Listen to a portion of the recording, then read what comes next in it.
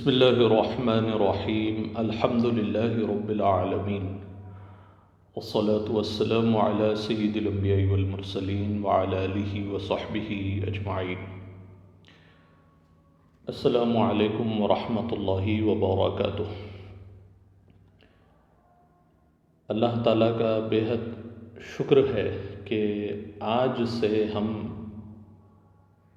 علم میراث کے بارے میں گفتگو کے سلسلے کا آغاز کرنے والے ہیں۔ علم میراث کو علم فرائض بھی کہا جاتا ہے۔ یہ وہ شریعت کی وہ برانچ ہے جس میں ہم یہ جانتے ہیں کہ میت یعنی مرنے والے کے مال، جس کو ہم ترکہ کہتے ہیں، اس کو کیسے ڈیوائیڈ کیا جاتا ہے، کہاں کہاں اس کو ورثاء میں کیسا تقسیم کرنا چاہیے، اس کی وصیت کو کیسے نافذ کرنا چاہیے، اور اس کے قرضے کو کیسے ادا کرنا چاہیے اس کی موت کے بعد، اور اس کی تجہیز و تکفین یعنی اس کو جو کفن پہنایا جاتا ہے اور اس کو جو دفنایا جاتا ہے وہ اس میں کیسا مال خرچ کیا جائے، ان ساروں کی تفصیل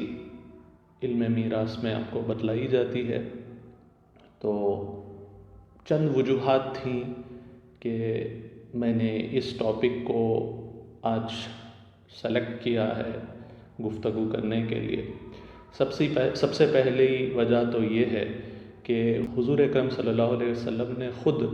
اس علم کو سیکھنے کا حکم فرمایا ہے اور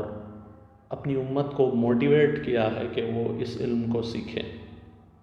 حضور اکرم صلی اللہ علیہ وسلم نے فرمایا ہے کہ یہ جو علم فرائض ہوتا ہے، علم میراث جس کو ہم کہتے ہیں، علم وراثت، یہ نصف علم ہے، یعنی علم کا یہ ایک آدھا حصہ ہے،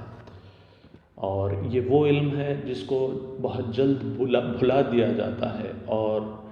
یہ وہی علم ہے جو سب سے پہلے اٹھا لیا جائے گا۔ تو یہ اس علم کے سیکھنے کی بڑی اہمیت ہے۔ حضور اکرم صلی اللہ علیہ وسلم نے فرمایا ہے اس علم کو سیکھو اور سکھاؤ، کیونکہ یہ علم سب سے پہلے اٹھا لیا جائے گا، یہ علم نصف علم ہے اور یہ بھلا دیا جاتا ہے یہ علم، حتیٰ کہ ایک دور ایسا بھی آئے گا کہ یہ علم اٹھا لیا جائے گا اور دو لوگ آپس میں جھگڑا کریں گے اور ان کے جھگڑے کو ختم کرنے والا، ان میں باہمی صلح کرانے والا، ان کے مسئلوں کو حل کرنے والا کوئی نہیں ملے گا، وہ دو میراث کے مسئلے میں جب وہ جھگڑا کریں گے۔ تو اس لیے اس علم کے سیکھنے کی بڑی اہمیت ہے۔ اب یہ تو تھی پہلی وجہ جس کی وجہ سے میں نے آج اس ٹاپک کو سلیکٹ کیا۔ اب اسی کے تحت ایک دوسری وجہ بھی آتی ہے، وہ یہ کہ فقہ حنبلی میں علم میراث کی کوئی اردو میں کتاب دستیاب نہیں ہے۔ جو ہمارے خواجہ سرکار کی لکھی ہوئی کتاب ہے زاد آخرت، اس میں ابھی علم جو دستیاب اب تک جو چھپی ہوئی کتاب ہے، جو 2 والیومز ہے،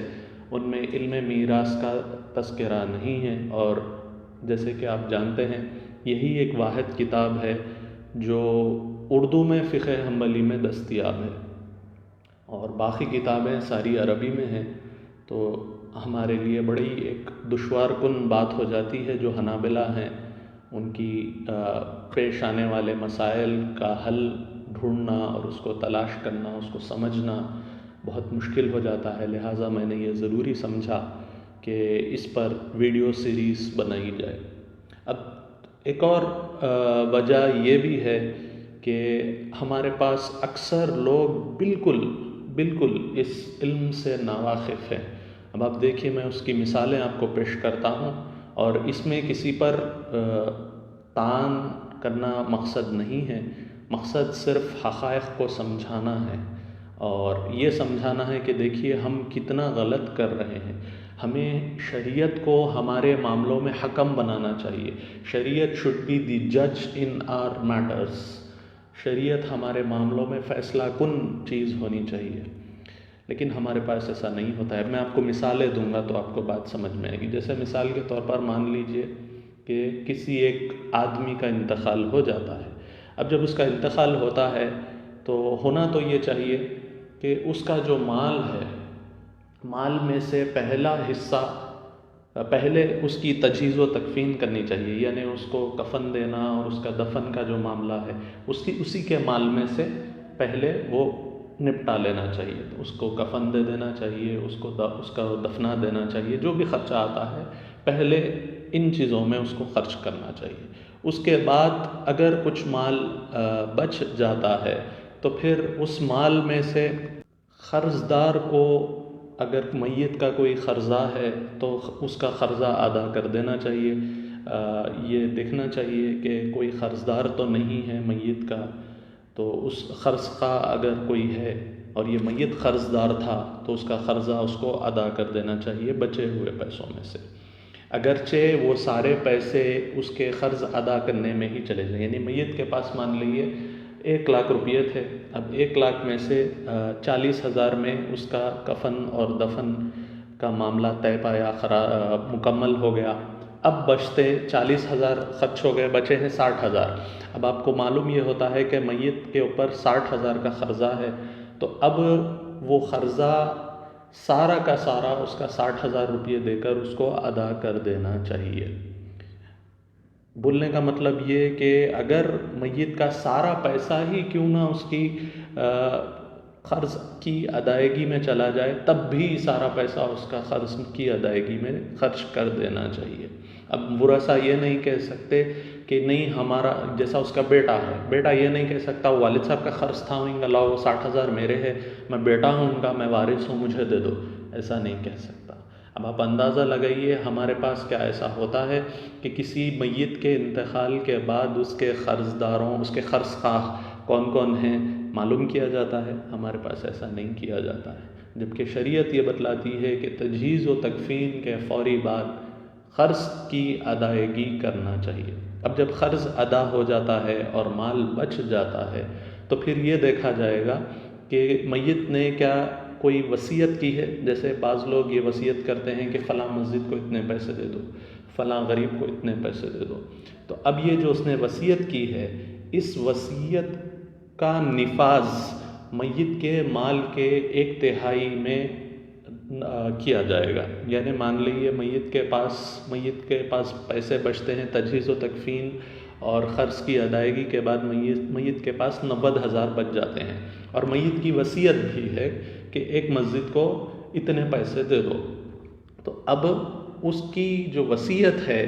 وہ 1/3 مال میں نافذ کی جائے گی۔ یعنی 90,000 کا 1/3 ہوتا ہے 30,000، تو اب 30,000 میں اس کی وصیت نافذ کی جائے گی۔ یہ دیکھا جائے گا کہ کیا اس نے 30,000 روپیے دینے کو کہا ہے مسجد کو، تو وہ 30,000 دے دیے جائیں گے، اور اگر اس نے کہا ہے کہ 40,000 دو، تب بھی 30,000 ہی دیے جائیں گے، اس لیے کہ وصیت کا نفاذ صرف 1/3 مال میں ہوتا ہے۔ اب جو بچ جائے گا مال،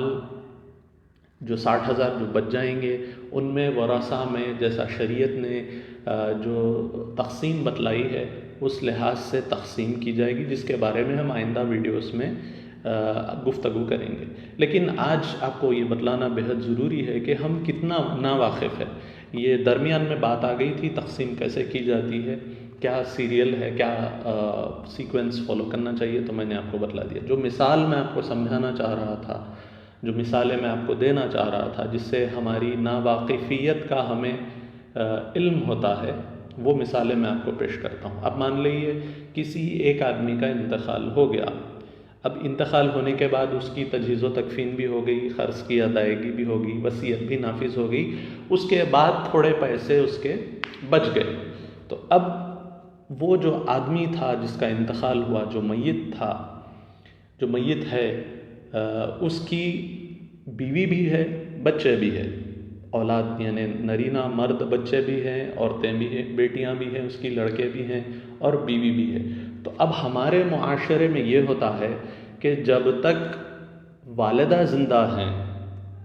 ان کے شوہر یعنی جس کا انتقال ہوا ہے، ان کے مال کی تقسیم نہیں کی جاتی ہے۔ یہ بڑی عجیب بات ہے کہ ہمارے معاشرے میں ایسا ہوتا ہے کہ والد صاحب کا انتقال ہو گیا، جب تک والدہ زندہ ہیں اس مال کی تقسیم نہیں کی جاتی ہے، والد صاحب کے مال کی تقسیم نہیں کی جاتی ہے، والدہ ہول اینڈ سول اونر بن جاتی ہیں، ایسا ہمارے معاشرے میں ہوتا ہے جو کہ غلط ہے۔ ہونا یہ چاہیے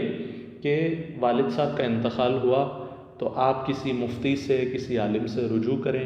اور والد صاحب کا جو بھی مال ہے اس کے کون کون ورثہ نکلتے ہیں، اب ان کا کیا کیا حصہ بنتا ہے، وہ حصہ آپ ڈیوائڈ کرا لیں۔ اس میں والدہ، ان کی میت کی بیوی، میت کے بچے، میت کی بیٹی، لڑکے، بیٹیاں، لڑکیاں، یہ ساروں کا حصہ بنتا ہے۔ لیکن ہمارے پاس ہوتا یہ ہے کہ میت کے انتقال کے بعد سارے اونر جو ہے بیوی بن جاتی ہے، یہ غلط ہے، اور میں بڑی معذرت کے ساتھ یہ بات عرض کر رہا ہوں، ہمارے پاس معاشرے میں یہ بہت غلط بات آئی ہے۔ اب یہ تو ہے اگر اولاد ہوتی ہے، اور بعض وقت ایسا ہوتا ہے کہ والد صاحب کے انتقال کے بعد اولاد اپنے درمیان والد صاحب کا مال تقسیم کر لیتی ہے اور والدہ کو کچھ نہیں دیتی ہے۔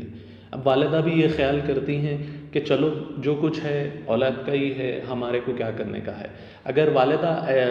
اپنے طور سے اولاد کے حق میں دستبردار ہو جاتی ہیں تو اس میں کوئی مذائقہ نہیں ہے، لیکن اولاد والدہ کو حصہ نہیں دیتی ہے تو یہ غلط بات ہے۔ اس میں والدہ کو بھی والد کے، ان کے شوہر کے مال میں سے حصہ دینا چاہیے۔ ایک اور مثال دیکھیے آپ، بعض وقت ایسا ہوتا ہے کہ کسی آدمی کا انتقال ہو جاتا ہے، اب انتقال ہونے کے بعد اس کی بیوی رہتی ہے اور اولاد نہیں رہتی ہے، تو اب چونکہ اولاد نہیں ہے تو ایسی سچویشن میں اس کے دوسرے ورثاء بھی بنتے ہیں۔ لیکن ہمارے پاس کیا ہوتا ہے کہ آدمی کے انتقال کے بعد اس کی بیوی اس کے سارے مال کی مالک بن جاتی ہے، نہ اس بیوی کو علم ہوتا ہے شریعت کے لحاظ سے مال کی کیسی تقسیم کی جانی چاہیے، اس کا علم نہیں ہوتا ہے، اور نہ کوئی اس کے دیگر رشتہ دار اس بارے میں اس کو کچھ کہتے ہیں۔ ہم یہ سمجھتے ہیں کہ بھئی ان کے شوہر کا انتقال ہو گیا، اب جانے دو، ایسا ہوتا ہے تو یہ بھی غلط ہے۔ ہاں خیر چلیے، اگر دیگر ورثاء جو ہیں وہ اپنی بھابھی اگر ہیں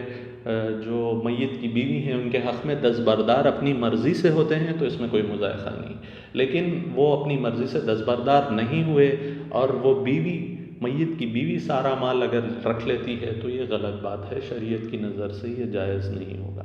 اور ایک اور مثال لے لیجئے، جیسے آج کے دور میں ہو رہا ہے کہ بہت سارے قتل ہو رہے ہیں اسی وجہ سے کہ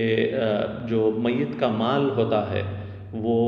تقسیم برابر نہیں ہوتا ہے، سب لوگ راضی نہیں ہوتے۔ اب یہ سب لوگ راضی اس لیے نہیں ہوتے ہیں کیونکہ یہ لوگ اپنے درمیان شریعت کو حکم نہیں رکھتے ہیں، شریعت کا فیصلہ اپنے اوپر نافذ نہیں کرتے ہیں۔ ہونا یہ چاہیے کہ شریعت کا فیصلہ اپنے اوپر نافذ کر لیں، کسی عالم کے پاس جائیں، آپ کے پاس جتنا مال ہے، آپ کے میت کے کون کون رشتہ دار زندہ ہیں، ان کی لسٹ بنائیں اور عالم کو یا مفتی کو اس کی لسٹ پیش کریں، وہ شریعت کی نظر سے جیسا بھی تقسیم ہوتی ہے وہ آپ کو پیش کر دیں گے، آپ اس کو ایکسیپٹ کر لینا چاہیے۔ لیکن ہمارے پاس آج کل یہ ہو رہا ہے کہ آپسی جھگڑے اسی وجہ سے ہو رہے ہیں کہ میت کے مال کی تقسیم پر باہمی رضامندی نہیں پائی جاتی ہے، تو جھگڑے ہو رہے ہیں، حتیٰ کہ آج کل تو دیکھا یہ جا رہا ہے کہ قتل و غارت گری کی نوبت بھی آ رہی ہے۔ اللہ تعالیٰ حفاظت فرمائے۔ تو یہ چند باتیں تھیں جو آج میں آپ سے عرض کرنا چاہ رہا تھا۔ وما علینا الا البلاغ۔ السلام علیکم ورحمۃ اللہ وبرکاتہ۔